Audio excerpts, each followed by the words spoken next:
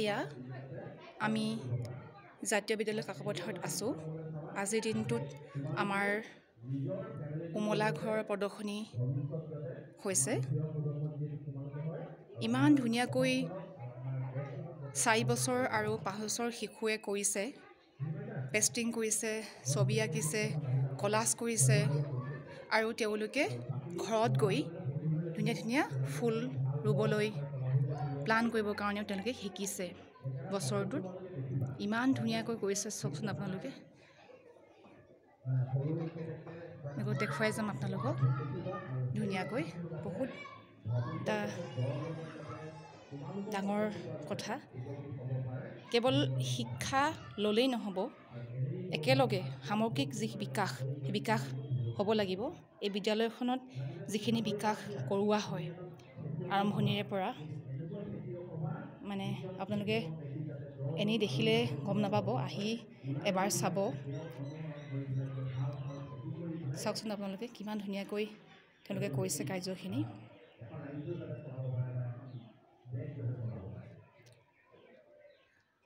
যিটো বয়সত এটি শিশুৱে ঘৰত ৰং ধেমালি কৰি ফুৰে, সেই সময়টোতে ইমান ছিষ্টেমেটিককৈ তেওঁলোকে কৰিছে। চাওকচোন, নিজে কৰিছে হাতেৰে।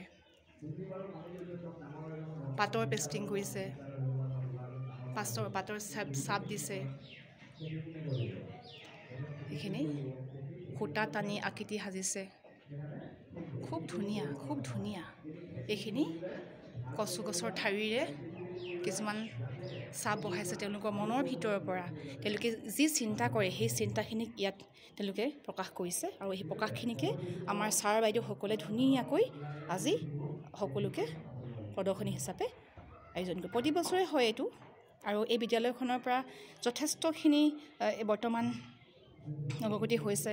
বহু ছাত্ৰ ছাত্ৰী তেওঁলোকে বিভিন্ন দিশত এংগেজমেণ্ট হৈছে, বহুতে নিজৰ জীৱন গঢ়িছে, নিজৰ ভৰিত নিজে থিয় দিবলৈ সক্ষম হৈছে। গতিকে এই বিদ্যালয়খনৰ যি শিক্ষা, মই এই বিদ্যালয়ৰ এগৰাকী প্ৰাক্তন শিক্ষয়িত্ৰী হয়, গতিকে এই বিদ্যালয়ৰ প্ৰতিটো অংগৰ লগত মোৰ জড়িত, ওতঃপ্ৰোতভাৱে জড়িত হৈ আছোঁ, এতিয়াও আছোঁ। গতিকে আপোনালোকে চাব পাৰিব। যিটো সময়ত ল'ৰা ছোৱালীয়ে মিডিয়ামক লৈ কিবা খেলি মেলি হৈ থাকে, ক'ত দিলে ভাল হ'ব, ক'ত দিলে ভাল হ'ব, এইবোৰ চিন্তা কৰি থাকে। কিন্তু মোৰ দৃষ্টিত এইখিনি কিন্তু যদি দিব পৰা যায়, এনেকৈ কোনো গুণে কম নহয়। এই বিদ্যালয়খন অসমীয়া মিডিয়ামৰ স্কুলৰ হয়, কিন্তু আপোনালোকে চাওক, নিজেই চাওক কিমান ধুনীয়াকৈ তেওঁলোকে কাৰ্যখিনি কৰিছে। দেখিছেনে বাৰু?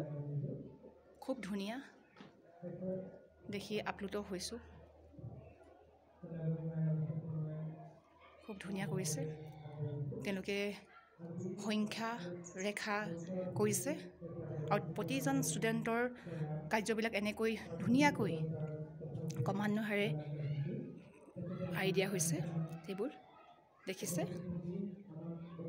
ৰঙীন কাগজেৰে বল সাজি, ছাতি সাজিছে তেওঁলোকে।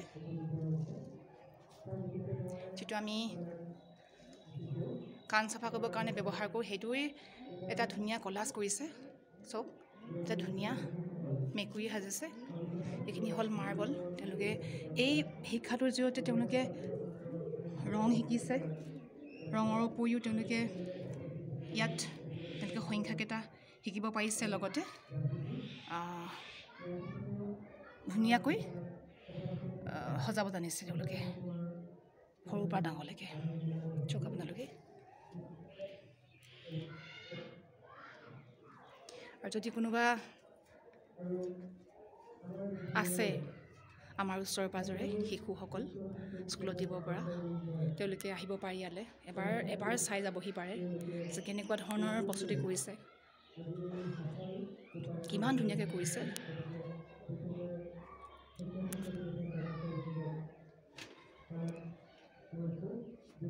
এয়া তেওঁলোকৰ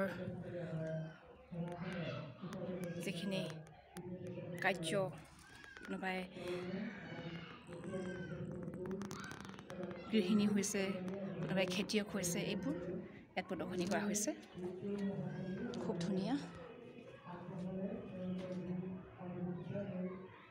খুব ধুনীয়াকৈ তেওঁলোকে কৰিছে। আৰু প্ৰতিজন মাক বাপেকে বিচাৰে নিজৰ শিশুটোক সামগ্ৰিক দিশত ভাল কৰাটো, এজন প্ৰকৃত মানুহ কৰাটো। আৰু ইয়ালৈ আহিলে, ইয়াত যদি তেওঁলোকে পঢ়ে বা এই যদি শিক্ষা গ্ৰহণ কৰি তেওঁলোকে আগবাঢ়ে, নিশ্চিত থাকক আপোনালোকৰ সন্তান এদিন মানুহ হ'ব, এদিন মানুহ হ'ব। খুব ধুনীয়াকৈ কৰিছে।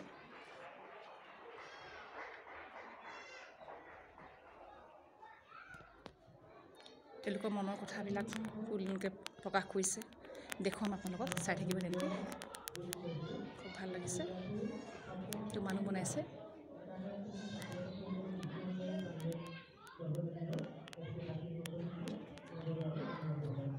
এটি কলাজ কৰিছে। অংকুৰ শ্ৰেণী শিশুৱে কৰিছে এইখিনি।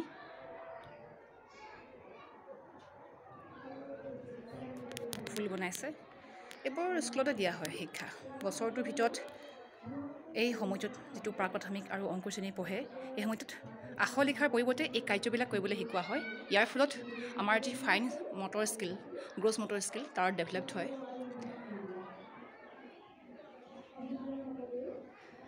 চাওকচোন এইফালে খুব ধুনীয়াকৈ মনৰ কথা কৈছে। কোনোবাই বাইদেউহঁতে সুধিছে, তুমি ডাঙৰ হ'লে কি কৰিবা?